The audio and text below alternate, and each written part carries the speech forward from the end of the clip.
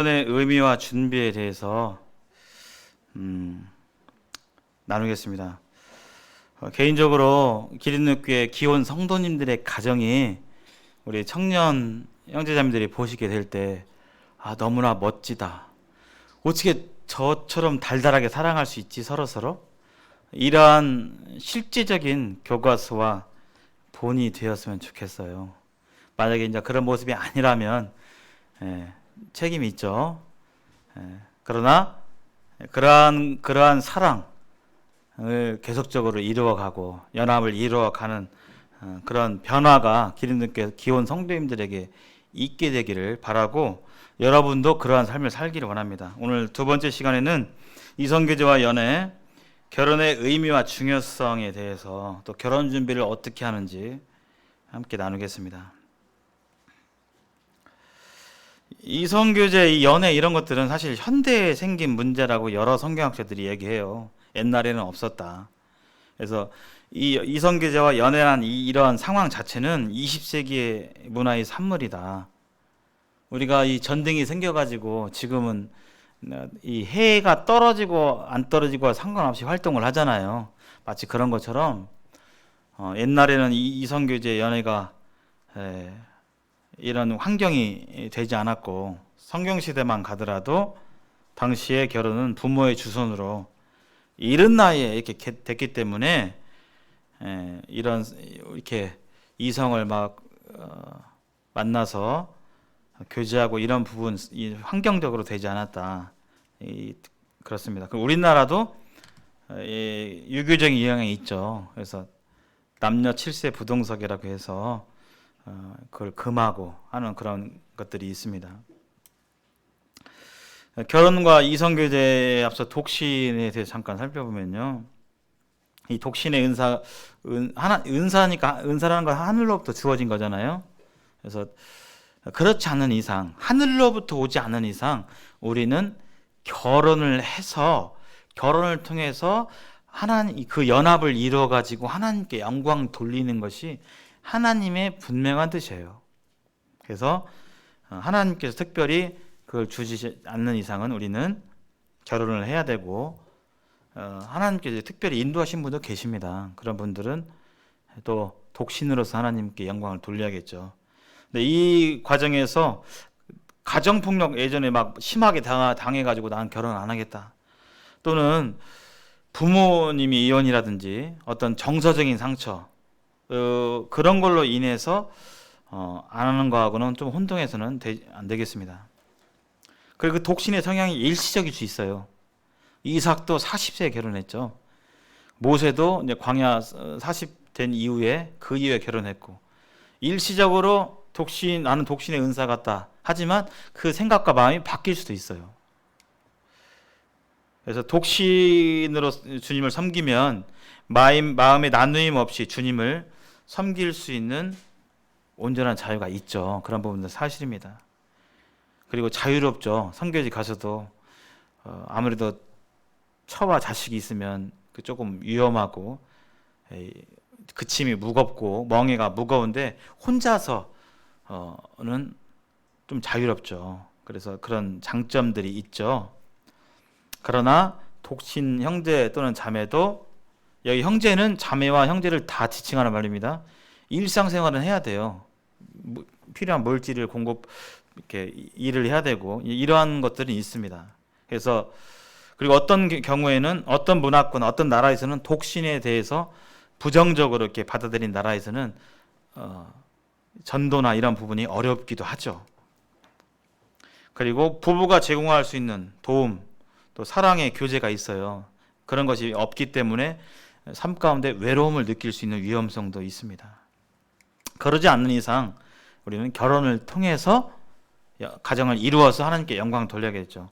결혼을 한 대부분의 성도님들 또 믿음의 선진들이 결혼했죠.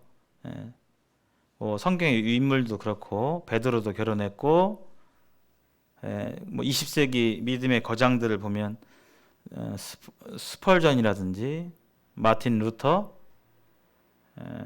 그다음에 아이언사이드, 리빙스턴 이런 사람 다 대부분 결혼을 했어요. 선교사 리빙스턴도 결혼을 해서 이렇게 갔잖아요.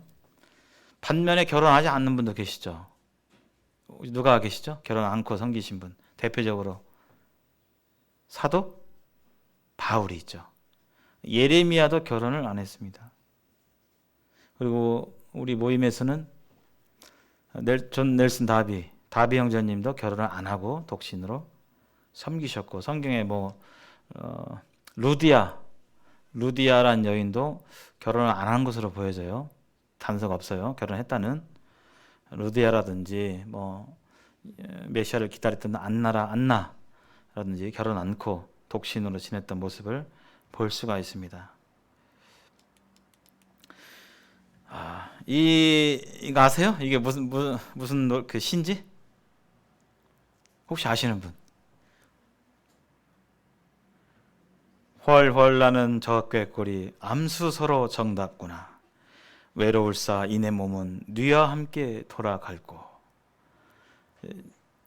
이거 누가 지은지 아세요? 옛날 국어책에 나오는데. 황조가죠, 황조가. 예.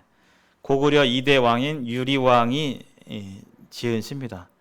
유리왕이 결혼 안 하고 미혼 가운데 이성을 그리워하다가 쓴 시가 아니라, 왕이니까 있죠. 2명의 여인이 있었는데 두 여인이 질투하고 암투해가지고 다 친정으로 가가지고 졸지에 외롭게 됐어요. 하고 외롭게 되어가지고 돌아오는 길에 이 시를 썼어요. 제가 이 시를 많이 읊었습니다. 청년 시절에 구원받기 전에.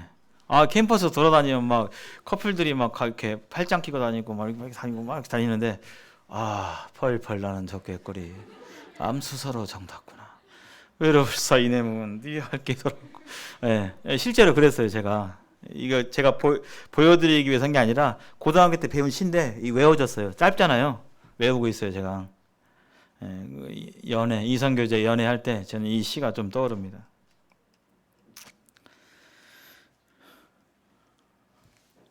이성교제의 뜻을 좀 보면 이거 좀 알고 가야겠습니다. 아시겠지만 이 사전적 의미, 세상에서는 이성교제를 어떻게 알고 있느냐?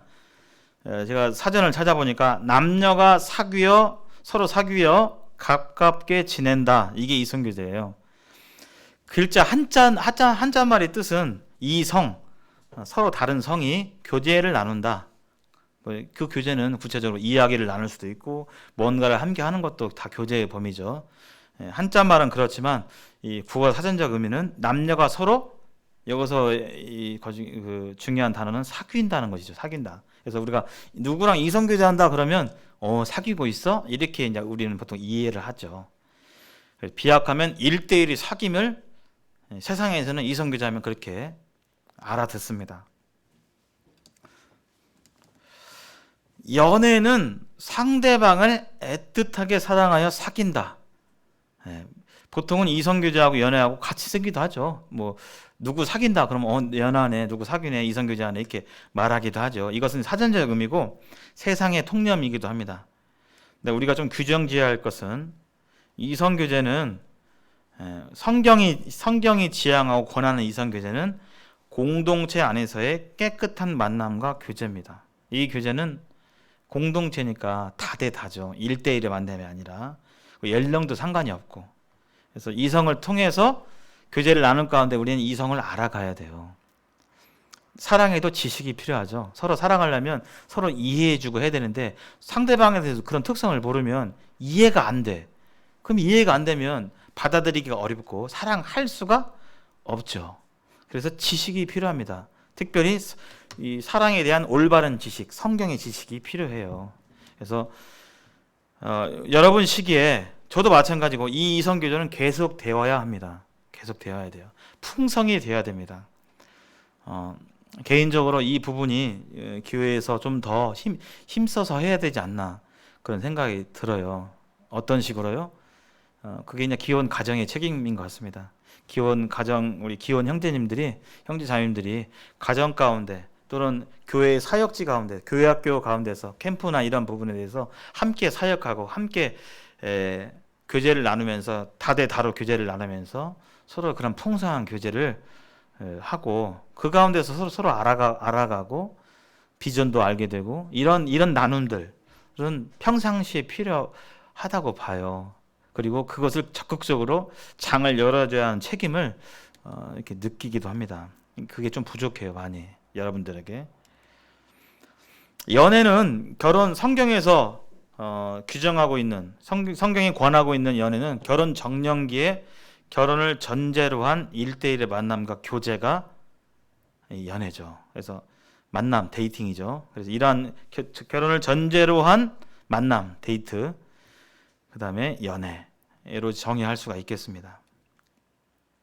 만약에 이것이 이제 지켜지지 않으면 아까 말씀드린 대로 하나님보다는, 말씀보다는 내 감성과 내 나중심으로 흘러가는 그런 이기적인 교제 가운데서 다 그렇지는 않죠. 그러나 많은 경우, 우리가 보는 바 많은 경우 서로와 공동체에 큰 상처를 줄 수가 있습니다. 이런 부분에 우리가 지식적으로 알아야 되겠어요.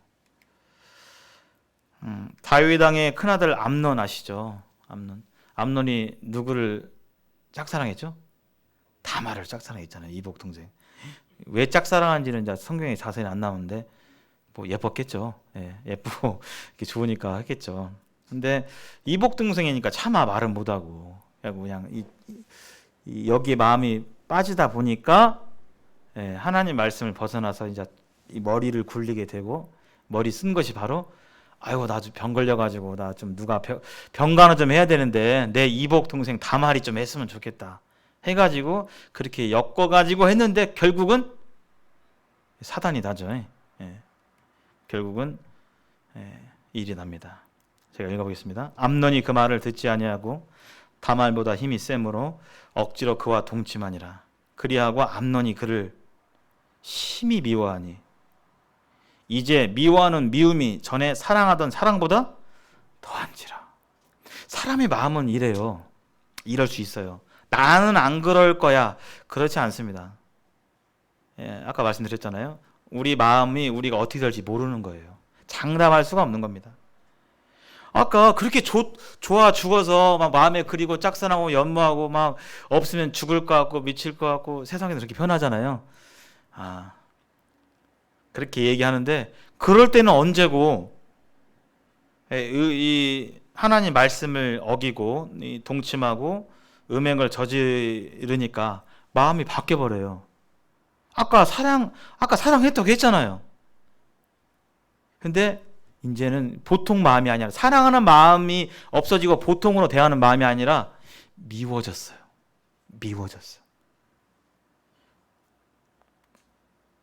이것은 하나님이 그 정의하신 참 사랑이 아니죠. 이것을 구분하셔야 되는 거예요. 그래서 이런 이기적인 욕구 충족 가운데 우리가 그런 기회를 삼게 될 때 우리는 우리의 마음과 행동이 누구든지 언제든지 그렇게 될 수 있다는 것을 경계하셔야 됩니다. 이 부분들을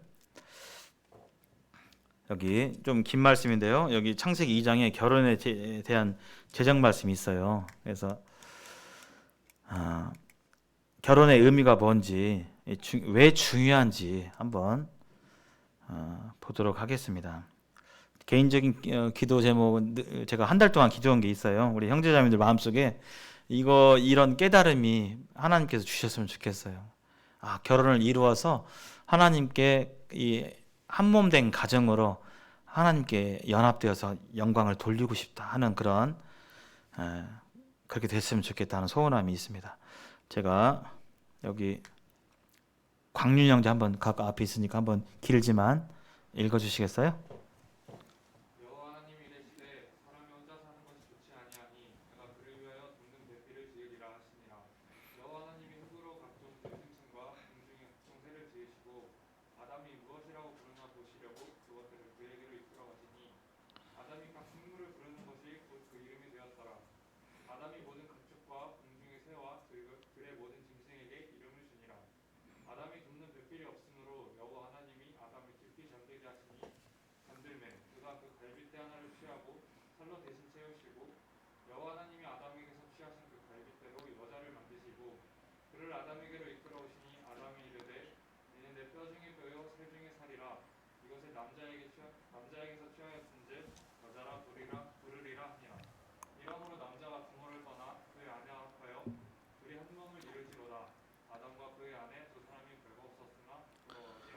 네, 감사합니다.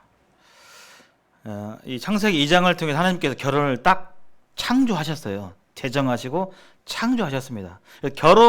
행복한 결혼 생활의 원리가 이 안에 담겨 있어요. 요거 말고 세상에서 나름대로 이렇게 하면 좋다, 안 좋다, 행복하다, 뭐 이런 것들은 맞을 수도 있고 안 맞을 수도 있고.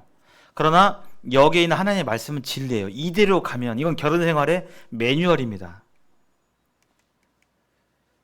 저도 이 말씀을 계속 생각하고 이렇게 하려고 노력하고 있는 거예요. 이루어 가는 거예요. 연합을. 결혼의 의미 좀 더 자세히 살펴보면요.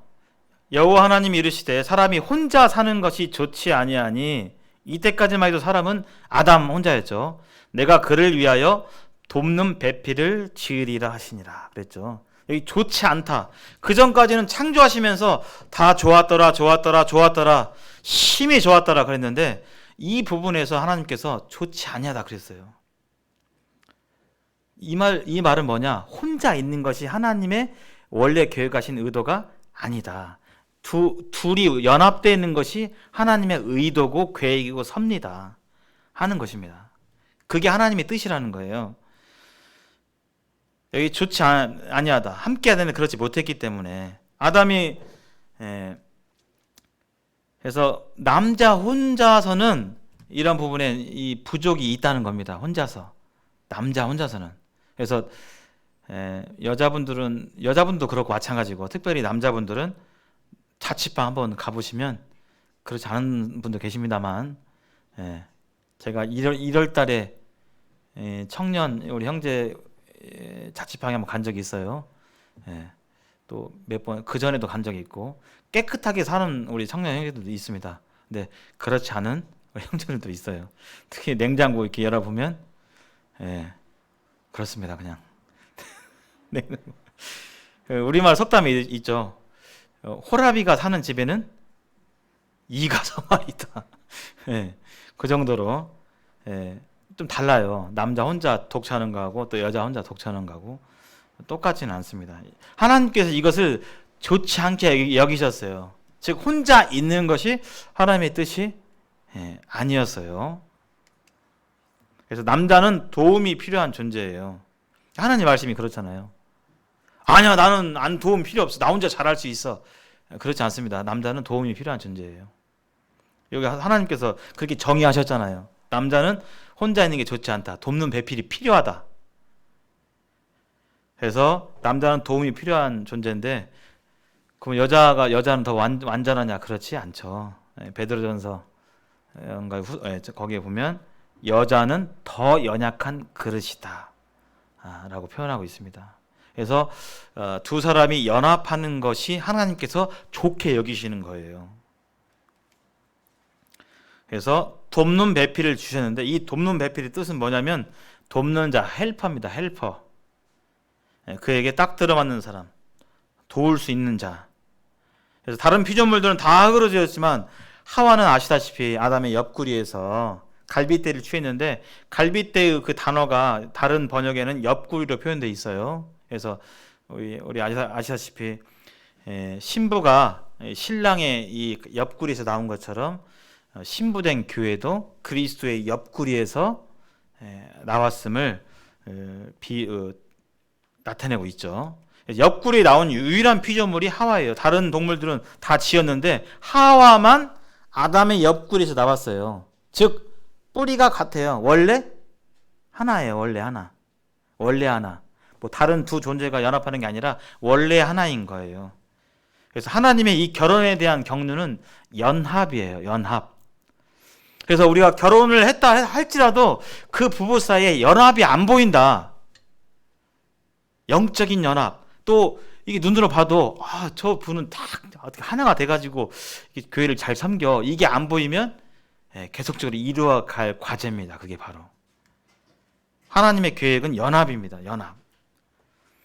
그래서 이 헬퍼라는 단어는 성령 하나님에 대한 단어로 쓰였어요. 성령 하나님. 성령이 우리를 도우시잖아요. 성령이 우리의 할 말과 어떻게 생각할 것과 이걸 도우시는 분이 성령님인데, 그 단어가 헬퍼예요. 헬퍼. 히브리어는 에제르 되시고, 이스라엘 사람들은 하나님을 우리 이스라엘을 돕는 자라고 여겼어요. 동일한 맥락이에요. 그래서 여자는 남자의 돕는 배필의 목적으로 지어졌다는 사실입니다. 그리고 이 둘이 온전한 연합을 이루어서 하나님의 영광을 드러내는 것이 결혼의 목적이에요. 결혼하는 것 자체가 목적이 아니라 결혼해서 연합해가지고 하나님을 섬기고 영광 돌리는 것이 결혼의 목적이에요.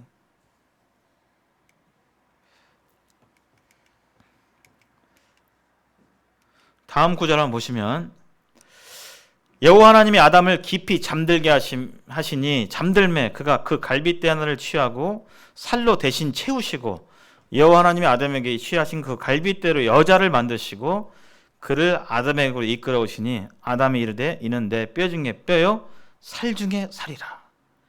깊이 잠들었다는 것은 어떤 분들은 마취했다라고, 마취되었다, 인류 최초의 마취다 이렇게 얘기하시기도 하고 하는데, 분명한 것은 남자가 개입하지 않았다는 것입니다. 이때 남자는 깊이 잠들어서 그냥 죽은 시체처럼 있었다는 거예요.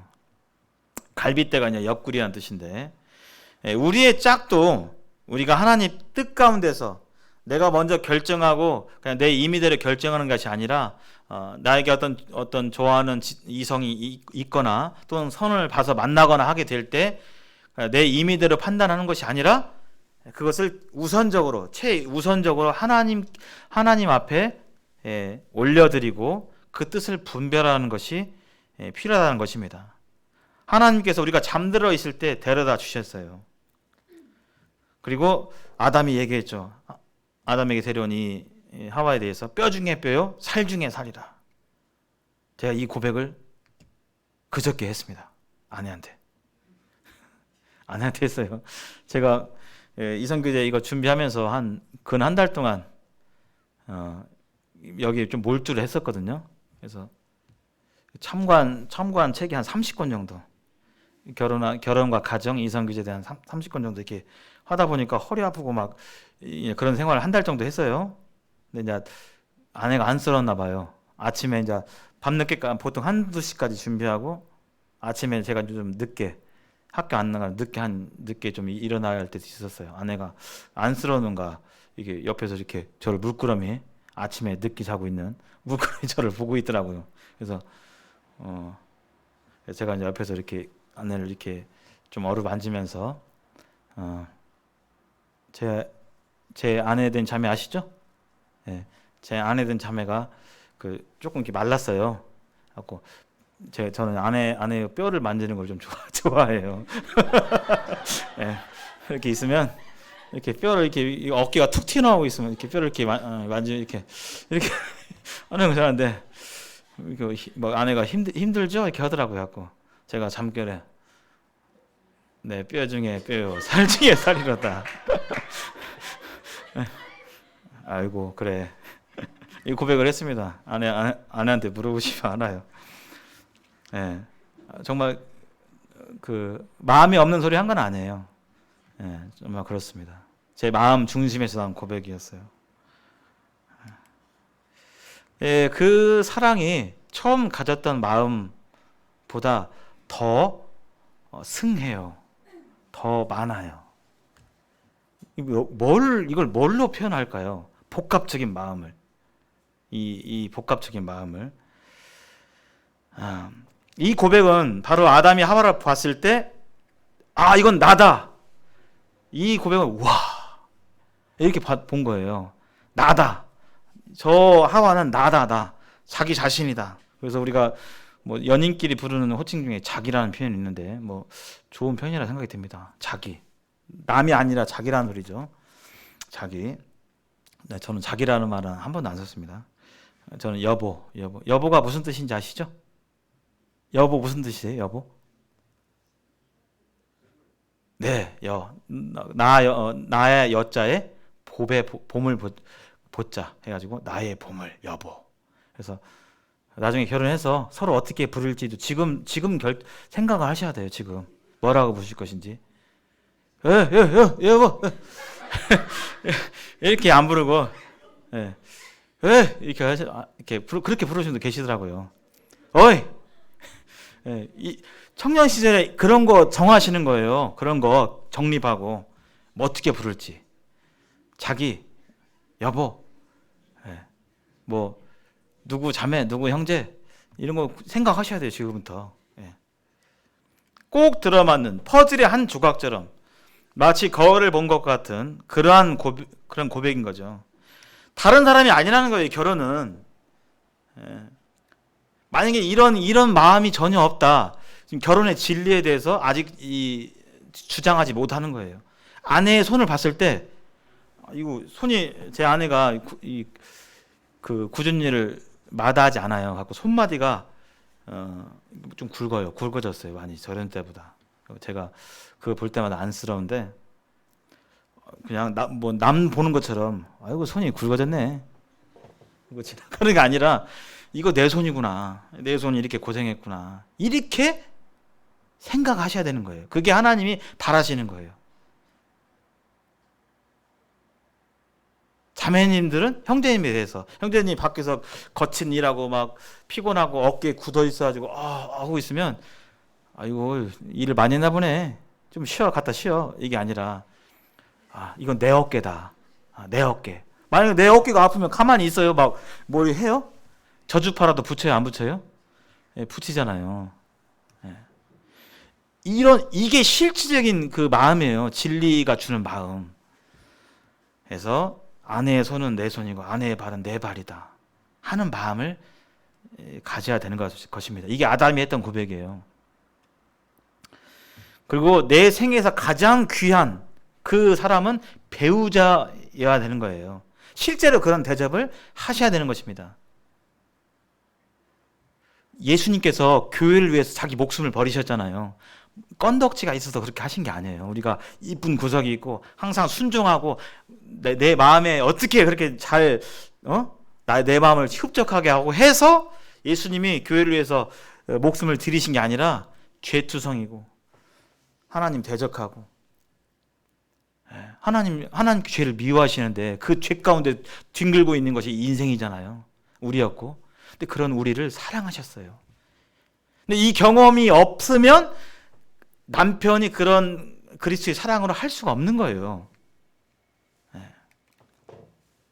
그래서 여기 보면 하나님께서 아담에게 하와를 이끄셨는데 오직 한 여자를 이끄셨습니다. 그래서 이 결혼을 다른 말로 비유하면 하나님께서 창조하신 한 남자와 한 여자의 연합이다라고 표현할 수 있어요. 한 여자와 한 남자, 한 남자와 두 여자, 한 여자와 세 남자가 아니라 한 남자와 한 남자가 아니라 한 여자와 한 여자가 아니라 한 남자와 한 여자의 연합, 온전한 연합이 결혼이다. 단순하게 마음이 설레이고 좋아하고 어떤 이런 차원이 아니라 그것을 넘어서서 하는 것이 바로 결혼입니다. 그래서 성경에서는 일부 다처에 대해서 권하고 있지 않죠. 성경에 보면 어떤 시대에 일부 다처였던 경우도 있습니다. 그러나 일부 다처로 인한 문제들이 있었죠. 바울은 이 감독의 조건 중에서 한 아내의 남편이 되며 그랬죠. 한 아내의 남편. 이게 무슨 뜻이냐면 일부 다처하지 말라는 거예요. 일부 다처하면 장로의 자격으로 적합지 않다는 거예요. 한 여자의 남편. 그래서 한 남자와 한 여자의 온전한 연합이 바로 결혼입니다. 이러므로 남자가 부모를 떠나 그의 아내와 합하여 둘이 한 몸을 이룰지로다 그랬는데요. 부모를 떠나는 것이 결혼의 선제 조건이에요. 그래서 결혼 정령계도 관련이 있죠. 근데 우리가 알다시피 아담과 하와에게는 부모님이 안 계셨어요. 그래서 이것은 모든 결혼을 하나님께서 예비하신 형제 자매들에 대해서 결혼에 대한 말씀이죠. 그래서 결혼에 대한 위대하신 계획과 매뉴얼입니다. 부모를 떠나야 되는 것입니다. 이 떠남은 물리적인 떠남, 정서적인 떠남. 나 우리 엄마 없으면 못 살아. 우리 엄마가 해준 김치 없으면 못 살아. 이런 게 아니라 이 떠남이 있어야 돼요. 혼자 할 수 있어야 돼요. 경제적으로도 마찬가지죠. 그리고 영적으로도 독립을 하셔야 되는 것입니다. 그래서 결혼 전에는 부모와 연합되어서 부모의 권위에 순종하고 부모를 머리 두고 순종했다라고 하면 이제 결혼을 통해서 형제님들은 한 가정의 남편으로서 가정을 잘 돌볼 머리의 역할을 해야 되는 것이고, 우리 자매님들은 아버지가 머리였다면 그 머리를, 아버지 된 머리를 이제 신랑으로, 남편으로 바꾸는 것이 바로 결혼의 의미예요. 그게 안 되면 분란과 이런 것들이 일어납니다. 시부모 관계 속에서, 친정과 이런 부분 속에서 일어납니다.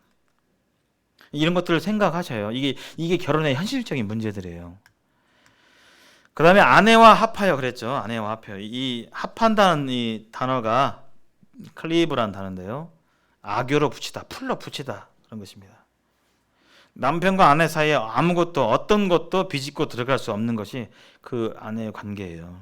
그래서 아내와 합한다는 것은 온전한 연합이에요. 육체적으로 연합하는 것이고, 이 결혼 안에서 육체적으로 연합하는 이 성은 하나님께 영광이 되는 것이고 감사하는 것이고 불결하거나 서모스럽거나 이것이 절대 아니라는 것입니다. 하나님께서 이것을 만드셨고 허락하셨고 그렇게 원하시는 것입니다. 그래서 하나님 기뻐하시는 거죠. 그리고 육체적으로는 한 몸이 됐는데 정서적으로는 아니야. 집에 가도 별로 관심도 없고 일상적인 얘기만 하고, 밥 먹었어? 먹었어. 알았어. 이런 정서적인 연합, 내가 생각하고 느끼는 것들을 온전히 나누고 소통하고 교류할 수 있는 그 관계를 하나님께서 원하시는 거예요. 감정적인 연합 또 마찬가지고요. 더불어서 가장 중요한 영적인 연합, 하나님을 위해서 어떻게 살 것인지, 어떤 비전을 품고 살아갈 것인지, 두 부부가 이러한 동일한 목적을 이루어서 살아가게 될 때 하나님께서 두 부부의 사랑과 행복을 주시는 겁니다. 그래서 제가 결혼하게 될 때, 여러분들 제 결혼 간증 들으셨어요 혹시? 아직 안 들으셨죠? 나중에 청년부에 한번 초청해 주시면 결혼 간증을 했으면 좋겠어요.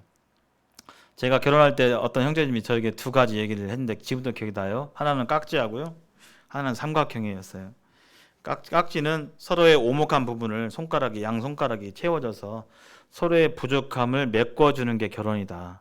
이 자매는 왜 이래? 이 형제님은 왜 저래?가 아니라 서로의 부족함을 채워주는 게 결혼이다. 결혼 자체가. 또 하나는 삼각형 원리가 있어요. 제가 여기다 그릴 걸 생각했는데 깜빡했네요. 삼각형. 꼭대기는 하나님이 계시고 양 꼭지점에는 남편과 아내가 있어서 꼭지점이신 하나님을 향해서 하나님을 추구하고 하나님의 영광을 추구하게 될, 하나님께 가까이 나가게 될 때, 그러면 그럴수록 남편과 아내의 관계는 멀어져요, 가까워져요? 아이고, 제가 요새 어깨가 아파가지고 이게 잘 안 되네. 이거 어떻게 내었는가? 네, 가까워져요. 예. 제가 진짜 그렇습니다. 어깨가 아프네요. 예, 가까워져요. 하나님, 그러니까 두 사람의 행복의 핵심은 뭐 세상에서 말하는 어떤 스킬, 뭐 이렇게 하면 아내가 좋아하고 이렇게 하면 좋아, 이런 것도 필요해요. 그러나 핵심적인 것은 뭐냐면 하나님이에요. 하나님 없이 행복하기가 어려운 거예요. 그래서 믿지 않는 자와의 결혼을 금하고 있는 것입니다. 왜냐하면 하나님은 우리가 행복하기를 원하시는 거예요. 근데 불신자와 결혼하게 되면 거기서 멀어지게 되는 거죠. 이 하나됨이 결혼의 궁극적이고 가장 중요한 목적입니다. 성경에서 아주 모범적인 부부가 나오죠. 그다음에 비모범적인 부부도 나오고요. 아나니아와 삽비라는 부부가 일심동체해서 하나님 속이고 교회를 속였기 때문에 하나님께 징계를 받았고, 이 아골라와 브리스길라 부부는 하나님께 쓰임받고 영광받은 부부였죠. 누가 남편이죠? 누가? 아골라예요? 브리스길라예요? 네? 아골라가 남편이에요? 브리스길라가 남편이에요? 누구예요? 아골라죠? 네, 아골라. 성경에서 아굴라 브리스길라 부부가 6번 나와요. 이 단어가. 근데 3번은 아굴라와 브리스길라로 나오고요. 3번은 브리스길라와 아굴라로 나와요. 이 부부의 어떤 때는 남편이 앞에 있고 어떤 때는 자매가 앞에 있어요. 주로 이제 가르침과 관련된 어떤 대목에서 나올 때는 아굴라가 먼저 나오고요. 그 다음에 접대하는 부분은 브리스길라와 아굴라 이렇게 나와요. 그래서 남편과 아내가 온전한 연합을 이루어서 함께 살아가게 될 때 하나님께서 이 두 부부의 연합을 통해서 이 두 사람의 연합을 통해서 영광을 받으시는 거죠. 특별히 이 부부를 보면 아내의 자발적인 동역이 필요해요. 우리 자매님들의 자발적인 동역. 형제님은 이렇게 살고 싶은데 주님 위해서 이렇게 살고 싶고 헌신하고 싶은데 아내가 아유 여보 그러지 마. 너무 그렇게 하면 안 돼. 이렇게 이제 안 되면 두 사람이 어렵게 되는 거죠. 그런 부분에 있어서. 그래서 자발적인 아내의 동역이 필요합니다. 이 동역 없이는 하나님을 기쁘시게 할 수 없는 것입니다. 그래서 실제로 이 연합이 계속 이루어지면 생각도 비슷해지고 행동도 비슷해지고 추구하는 것도 비슷해지고 돈 쓰는 어떤 스타일도 비슷해지고 다 처음에는 시작할 때는 각자 다를 수 있지만 시간이 가면 갈수록 두 부부는 닮아가게 되는 거예요. 예수님을 말미암아서. 심지어는 얼굴도 닮아가요. 우리 기린교회 성도님들 가운데서 부부 중에서 누구랑 누구 보면 좀 닮았어요? 남매 아니에요? 할 정도로? 한번 떠올려 보시고 누가 좀 닮았죠? 양태우 형제님하고 이경란 자매님. 네. 그렇죠. 남매. 누가 모르는 사람이 우리는 알지만 모르는 사람이 보면 남매 아니에요? 할 정도로. 그렇게 돼야 되는 거예요. 우리가 점점 결혼의 연차가 가면 갈수록 그 온전한 연합을 이루어 가는 것입니다. 부부는 닮아가는 거예요. 여기 아담과 그의 아내 두 사람이 벌거벗었으나 부끄러워하지 아니하니라 그랬죠. 벌거벗었으나 부끄러워하지 않았다. 두 사람 사이에 숨기는 것이 하나도 없었다는 것입니다.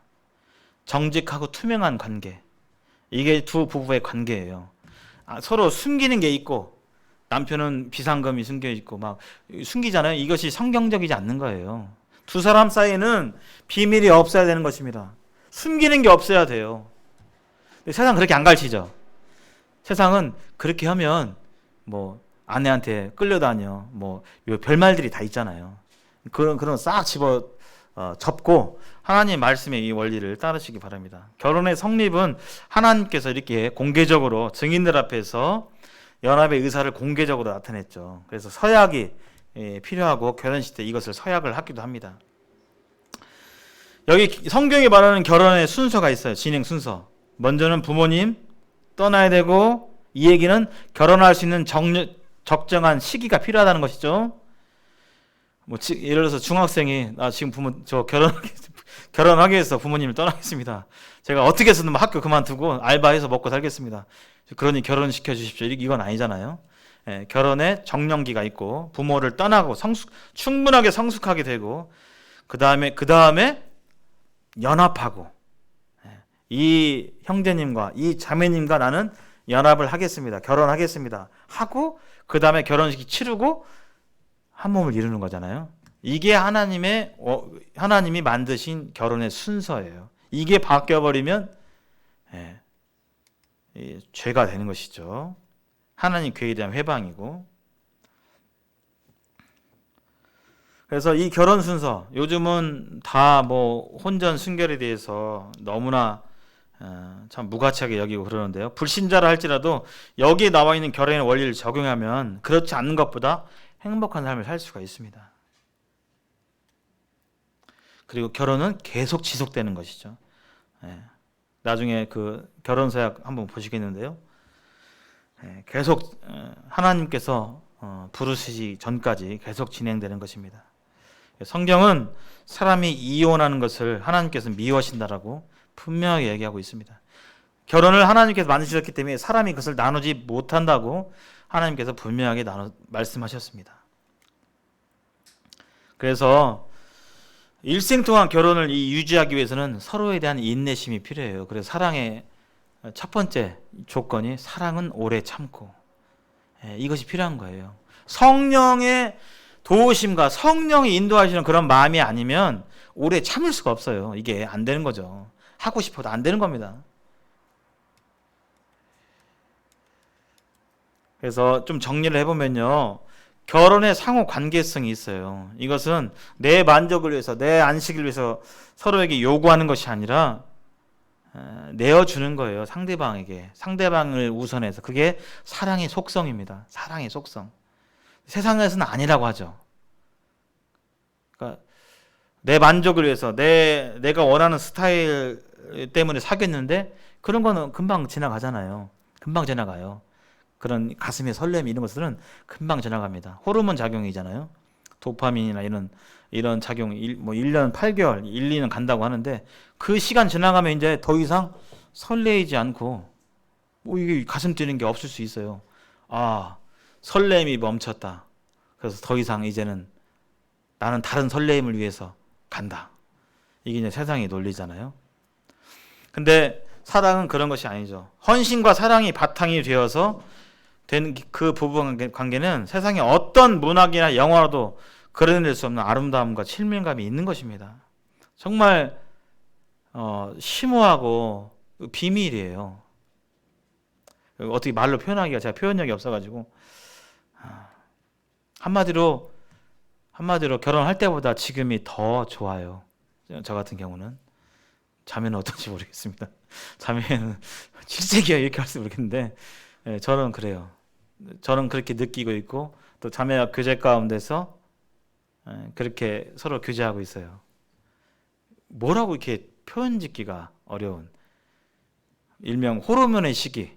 서로 그리워하고 막 가슴 뛰고, 요걸로는 설명할 수 없는, 이게 사랑의 한 가지 색깔이었다면 더 많은 색깔이 이게 더 들어와 있는 그런, 너무 좋아요. 그런 부분에 있어서 감사하고, 저는 뭐 이런 자리를 좀 얘기하겠습니다. 저는 아내를 사랑합니다. 예. 예. 아내를 정말 사랑하고 아내를 존경하고 존경해야지가 아니라 존경스러운 마음이 있어요. 아내에 대해서. 또 동시에 아내가 좀 불쌍하기도 하는 마음도 들고요. 긍휼히 여기는 마음이 있어요. 불쌍하기도 하고, 아내가 그립기도 하고 그래요. 근데 그것은 막 심장이 두근거리는 그것이 그 작용에 의해서라기보다는 그냥 의지적이고 뭐 그런 거 없지만 그렇게 드는 거예요. 하나님께서 그러한 것들을 서로 그렇게 온전하게 사랑하기를 원하시는 겁니다. 결혼은 배타성이 있죠. 하나님 앞에서 서약한 남편과 아내 사이에 다른 이성이 존재하면 안 되죠. 그것은 우리와 하나님 사이도 마찬가지입니다. 우리와 하나님 사이에 하나님보다 더 사랑하는 것들을 우상이라고 하죠. 영적 음행이라고 하는데요. 그럼 배타성이 있는 것입니다. 이 결혼은. 이 사람도 좋고 저 사람도 좋은 게 아니라 오직 한 사람만에게 모든 걸 내어주는 거죠. 그래서 성적인 부분도 주장할 수가 없어요. 고린도전서 7장에 나와 있잖아요. 고린도전서 7장에 성적인 부분도 내가 뭐 싫어, 내가 좋아, 내 몸을 내가 주장할 수 없다라고 돼 있어요. 내 몸을 내가 주장할 수 없다. 왜냐하면 내 몸은 상대방 거고 상대방 몸은 내 거고 이게 되는 거예요. 주장할 수가 없어요. 따로따로가 아니라. 세 번째, 결혼은 선택입니다. 청년 시절에 저는 이런 것인 줄 한때 착각했어요. 어느 날 기도를 하면 갑자기 하나님께서 동아야, 이 자매랑 결혼을 하거라. 이렇게 딱 그랬으면 그러십니까? 알려주고 이런 건 줄 한때 착각하기도 했어요. 근데 결혼은 선택이에요. 단 주 안에서. 주 안에서 선택입니다. 그것은 나만의 일방적인 선택이 아니라 하나님이 개입된 관계 내에서의 선택이에요. 하나님이 관계된 내에서. 무슨 말이냐면 우리가 복음을 듣는데 예수님이 구원자고 메시아입니다 했어요. 선포했어요. 그러면 구도자가 듣습니다. 듣고 아 그렇구나. 들은 다음에 어떻게 해요? 그 이 메시아를 받아들일 것인지 아닐지 선택이 있죠. 나는 안 받아들일 거야. 나는 예수님 안 믿을 거야. 아니 믿을 거야 하는 선택이 있는 것입니다. 근데 그 선택에는 누가 개입되어 있어요? 그 구도자가 예수님을 모시기로 선택한 그 선택에는 하나님의 성령의 역사가 있잖아요. 하나님이 개입하심이 있잖아요. 그래서 우리는 그 선택을 한 영혼이 선택이 예수님을 받아들이기로 해서 구원받는 것을 선택 잘했네 이렇게 표현 안 하고 하나님의 은혜라고 표현하잖아요. 그 선택을. 그래서 결혼도 이 하나님 주 안에서 주님을 의지하고 최우선적으로 의지하고 먹든지 마시든지 무엇을 하든지 간에 하나님의 영광을 추구하는 가운데서 하나님께 의뢰하고 그런 의뢰함 가운데서 우리가 선택하게 될 때 하나님께 영광을 받으시는 거죠. 그래서 당신이 내리는 결정 중에서 구원담으로 매우 중요한 결정입니다. 아유, 시간이 너무나 빨리 가네요. 그래서 하나님께 기도를 아뢰일 때 하나님 분명히 믿는 자들에게 그 결정을 도와주세요. 하나님 도와주세요. 그래서 일단 이 형제가 이 자매가 주님이 인도하여 주신 내 형제다, 내 자매다라는 이 견고한 기초가 있게 될 때 결혼 생활 가운데 여러 어려움들, 아까 말씀드렸죠. 육체적인 매력이 떨어지고 이제 나이가 들어가면서 여러 가지 어려움들이 있어요. 그 모든 것을 이길 수 있는 것은 바로 주님이 이 형제를, 이 자매를 나에게 인도하셨다는 확신이에요. 그 확신의 이 기초 아래서 결혼 생활이 유지가 되는 것입니다. 그렇지 않으면 주님이 잘못 인도하셨나? 주님이 이런 마음이 들면 어렵게 되는 것이죠. 초반부에 말씀드렸듯이 결혼은 예수 그리스도와 교회의 모형입니다. 이것을 드러내야 되는 것이에요. 하나님께서 결혼 생활을 통해서 예수님과 교회의 관계를 알기를 원하셨어요. 깨닫기를 원하셨어요. 그래서 결혼했다. 야, 이제 나 결혼했다. 이게 종착이 아니에요. 그때부터 시작인 것입니다. 결혼에 대한 목적은. 그래서 결혼 생활 이후에 어떻게 가정을 꾸리고 남편과 아내가 어떻게 연합되어지고 이런 부분에 대해서 배우고 지식이 필요하고 청년 시절에 배워야 돼요. 또 하나 부부는 서로 사랑할 책임이 있습니다. 사랑에 빠지면 정말 허무한 관계죠. 그래서 어떤 부부가 있는데 보니까 별로 사랑을 안 하는 것 같아. 서로 애틋하게 생기지 않고 존중도 없고 그러면 비록 결혼한 관계이지만 지금 말씀 안에서 잘 가고 있지는 않은 것입니다. 하나님 분명히 약속하셨잖아요. 결혼의 원리에 따라 이렇게 말씀 안에서 순종하게 될 때 그 두 사람의 관계는 예수님의 사랑, 이기적인 사랑 말고요. 예수님이 그 이타적인 그 사랑 안에서 그 관계가 더 좋아지고 더 사랑해 가는 그런 관계로 성장하고 성숙해 가는 거예요. 결혼할 때 결혼은 그 마음이 종착이 아니고 그 시작이라고 보면 됩니다.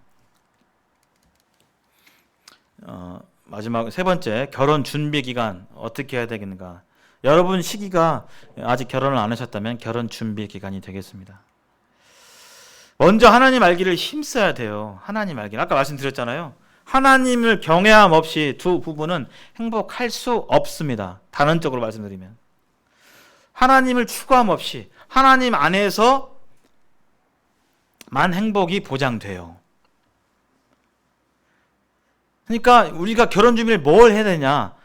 여러 가지 준비해야겠죠. 외모도 가꾸고 뭐 이렇게 직장도 얻고 다 필요합니다. 필요 없다는 게 아닙니다. 근데 가장 중요한 건 뭐냐면 내가 예수 그리스도의 사랑을 깊이 체험하지 않고 내 마음에 그런 게 없다면 나중 결혼해서 사랑할 수가 없어요. 왜냐하면 그 사랑이 내 안에서 풍성하게 경험되지 않기 때문에 알지만 아내를 사랑하는 거 알잖아요. 근데 사랑할 수가 없어요. 사랑할 수 있는 능력이 없어요. 내 안에 없어요. 그 아내를 사랑할 수 있는, 남편을 사랑할 수 있고 용납하고 받아들이고 하는 것은 어디서 나오냐? 하나님을 경외하는 마음 가운데 나오는 거예요. 예수 그리스도의 사랑을 깊이 내 마음 가운데 체험하고 하는 가운데 그 사랑이 나오는 것입니다. 거기에 우리가 약하면 사랑할 수가 없어요. 육체적인 사랑, 어떤 그런 사랑들은 얼마 못 갑니다. 그렇기에 하나님 경외하기에 힘써야 되는 거예요. 그래서 우리 마음 가운데 정말 하나님을 사랑하는지, 우리 하나님 사랑해야 되잖아요. 하나님 사랑하십니까? 예, 마스크를 쓰고 있지만 소리를 한번 내서 얘기해 보겠습니까? 하나님을 사랑하십니까? 네. 이런 고백이 마음 중심에 있어야 돼요. 하나님을 두려워함이 있어야 되는 것입니다. 하나님을 알게 되면 두려움이 있는 거예요. 경외심이 있는 거예요. 우리 옛말에 하룻 강아지 범무서인 줄 모른다고 그랬죠. 강아지가 범을 봤어요. 근데 범이 앞에 있고 호랑이가 앞에 있긴 하지만 그냥 뭔지 모르고 그냥 돌아다녀요. 모르는 거죠. 보긴 보지만 모르는 것입니다. 이 호랑이가 한번 앞발로 한번 탁 때리면 강아지는 그냥 한 방에 나가는 거. 이 하룻 강아지 자신은 모르는 거예요. 하나님이 어떤 분이라는 것을 우리는 깊이 이 독신 시기에, 청년 시기에 경험해야 되는 것입니다. 신앙을 추구해야 되는 거예요. 또 하나 나 자신을 알아야 됩니다. 여러분, 우리 형제자매들은 얼마나 귀한 존재인지, 여러분 지금 옆에 계신 우리 형제자매를 위해서 예수님께서 자신의 몸을 들이셨어요. 이 형제님을 위해서, 자매님을 위해서. 그래서 우리는 너무나 소중한 존재이고, 나와 가정을 이룰 그 형제님, 자매님도 소중한 존재라는 사실을 인식해야 돼요. 근데 마귀는 자꾸 우리를 죄 가운데 넘어뜨리고, 우리의 정체성에 대해서 자꾸 혼란 갖게 하고 하면서 자존감 떨어뜨리고 이렇게 하는데, 우리는 하나님 안에서 자존감을 회복할 수 있는 것입니다. 나는 누구인가? 내 비전과 소원은 무엇인가? 이런 부분에 대해 청년 시절에 하나님께로부터 받고 생각하고 정립하고 나가야 되는 것입니다. 그리고 최고의 이 혼수라고 하는 것은 바로 인격이죠. 인격. 아까 말씀드린 대로 그리스도의 인격. 우리가 신앙을 하는 이유, 우리가 섬기는 이유, 우리가 예배하는 이유, 이 땅에 사는 이유는 예수님 닮기 위해서 하는 거예요. 예수님처럼 살기 위해서. 그래서 예수님 닮아가는 예수님 사랑을 알고 실천해야 그러한 사랑을 나눌 수가 있는 것입니다. 그래서 근데 그러한 인격은 어떻게 수양되냐? 말씀 없이는 안 돼요. 말씀 없이는. 말씀을 읽지 않고 그런 일은 일어나지 않습니다. 말씀을 읽지 않고 내 마음 가운데 그리스도의 사랑이 풍성히 넘치는, 원수를 사랑하고 운전하다가 누가 끼어들겠는데 에이 뭐야 이런 게 아니라 너그러운 마음을 갖고 그럴 수도 있지. 이런 실제적인 실생활에서의 나의 인격의 그 예수님 닮아가는 성품은 원함으로 되지 않아요. 원함만으로 되지 않아요. 하나님 말씀으로 되는 것입니다. 말씀을 안 읽으면 그런 삶이 되기를 바라지만 안 되는 거예요. 안 돼요. 성령은 말씀 안에서 역사하시는 겁니다. 그래서 우리 청년 시절에 인격을, 예수님을 닮아가게 되는 걸 소원하고 또 그렇게 실천하시길 바랍니다. 그리고 성수. 여러분 육체적으로 건강해야 됩니다. 또 독서도 많이 하시고 이때 많이 공부하셔야 돼요. 이미 경험하신 분들은 알겠지만 대학생 때도 굉장히 바쁩니다. 1, 2, 3, 4학년 레포트는 왜 이렇게 많은지.